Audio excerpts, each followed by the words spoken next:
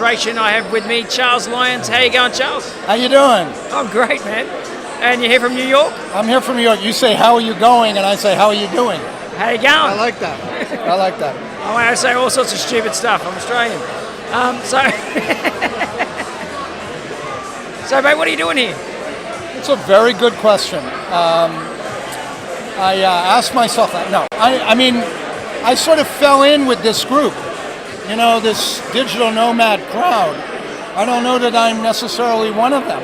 I'm trying on the costume to see if it fits.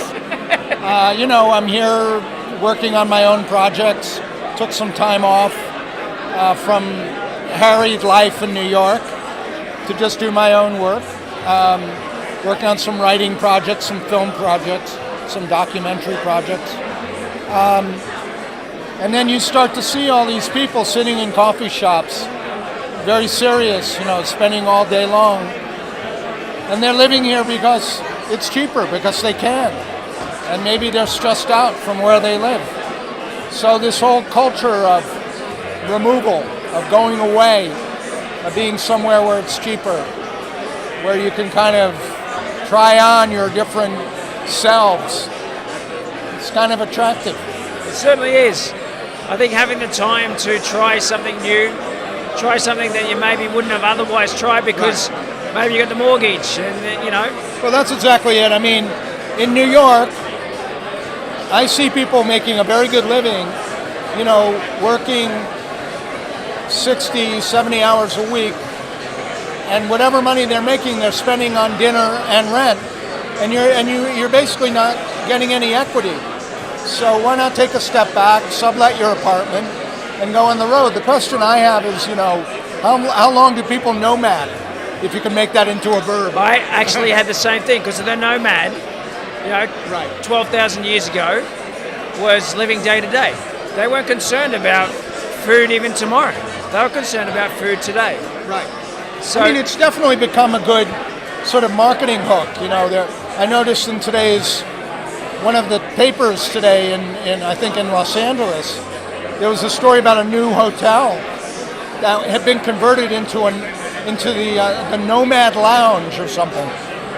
So there are people like us sort of popping up all over the place. They're stepping back, and then there's a whole industry that's being built around people like us. Maybe they need videos, maybe they need, instructions or city planning, whatever. So I think I'm finding it interesting. It's in its nascent stage. Well, by 2020, in 2 years' time, almost half of the US workforce are going to be contractors. And by 2035, 1.2 billion people around the world are going to be nomads. How many? 1.2 billion by 2035. Well, I mean, I guess, it all depends on how broad you want to go with that definition. If it just means a freelancer, then, that's something different. But I think my sense of what we're talking about here with digital nomads is people who are location independent, who can live off their computer and what they do in their computer. Now, we haven't defined what they're doing on their computer. Who knows what they're doing on their computer? But a lot of them are in the startup arena. Some of them are like me. They're just kind of, writer types. So it's an interesting arena. It'll be definitely intriguing to see where all this goes. Absolutely. And looking at the people in the room, they're all normal people. They're actually very interesting people. Are they? They're all very ambitious. They're aspiring to be something, either just for themselves, or maybe for the community, or maybe the world.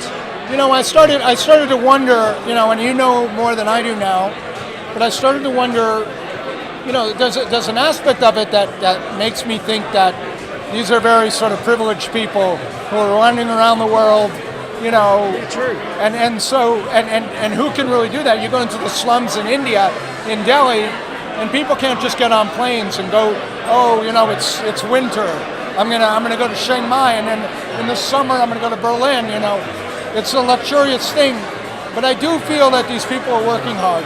The question is, can they do things that aren't just what they do at home, which is getting and spending, making a living, getting more. I mean, I saw on the Digital Nomad Facebook page some guy proudly announcing that he had made $183,000 last year.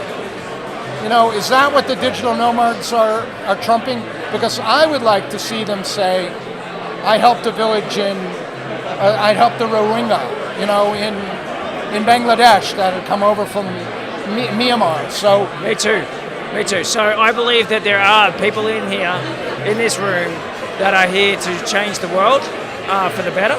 And that's because potentially they made $183,000 last year. Because that's a lot of money when you're living in Chiang Mai. Yeah. You know, if you've made that sort of money here, potentially you've got 150,000 of that. Yeah, still in the bank. So let's just not. I mean, if we can sit here and define what it can be, let's just not make it mercenary. Let's not make it just about material, because we can basically do that at home. You know.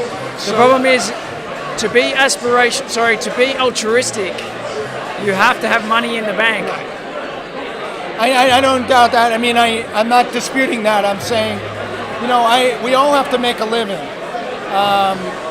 But I think it's nice to think that some of these people who have a little more privilege than the rest of the world can do something positive with that. I don't think these guys are any more privileged than anybody, like really in my neck of the woods. Okay. Yeah. I just think they made a decision to move here. They've taken a risk. Yeah. They've moved away from their families. And yeah, look, it's turning out to be a positive thing for their life. Financially, who knows? You know. You know, the other thing is that if you look back at certain movements like 60s and 70s America or early 90s America, because I don't have the frame of references in other countries, but they were definite rebellions against establishment. They were rebellions against yuppieism, materialism. So that's why I say it would be nice to think. I mean, I have had, and just to play the devil's advocate for a second, I've yet had any conversations with people about Trump, about what's happening to my country. It's being usurped by a semi-dictator. About the Me Too movement, about, you know, the Rohingya and the refugee crisis, about climate change. So I don't necessarily think this is a political bunch. And it would be nice if, you know, maybe I'm just, you know, caught up in my own silly ideas, but I like to think that if you step back, you can really, like you say, you can make a difference. Absolutely. I know I would. I know if I didn't have to worry about my mortgage, you know, paying the office. You have a mortgage. I don't have a mortgage. You know, look, I've got a family as well, so there's a challenge there for me.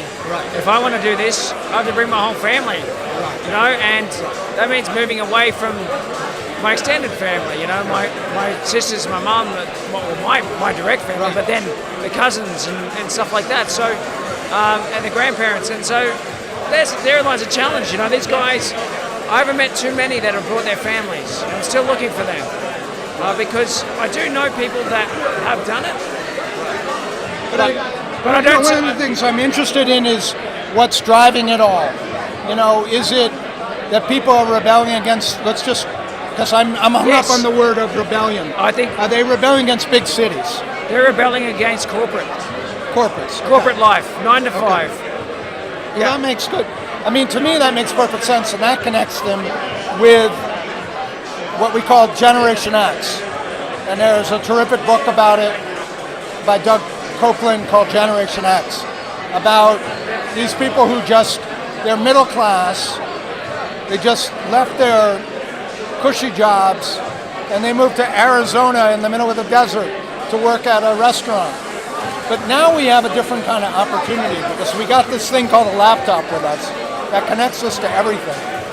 So there's so much potential. And if this is going to be a movement that has a politics to it that's a little bit more defined, that's great. That's all the better. Yeah, I think so too. Anyway. No. Thanks for your time, Charles. That was fantastic, man. Keep watching on facebook.com/Beach City Life. You can hear more conversations like that. And that was really good, man. I enjoyed it. Yeah.